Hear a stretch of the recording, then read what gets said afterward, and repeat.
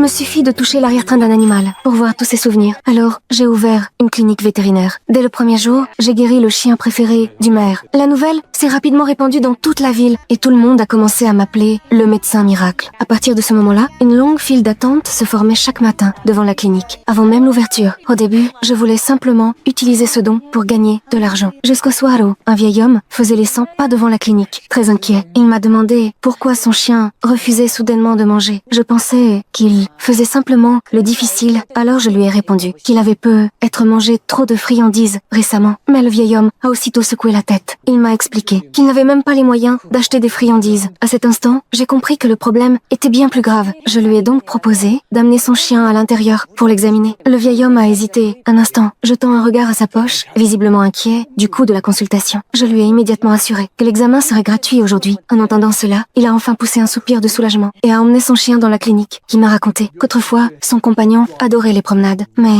depuis quelques jours, il restait couché dans un coin, refusant de bouger malgré tous ses appels. Je posai alors doucement ma main sur son arrière-train. L'instant suivant, tous ses souvenirs apparurent devant mes yeux, et mes yeux se remplirent aussitôt de larmes. Dans le cœur de ce chien, il était persuadé d'être un fardeau pour son maître. Pour le nourrir, le vieil homme passait ses journées à ramasser des objets recyclables.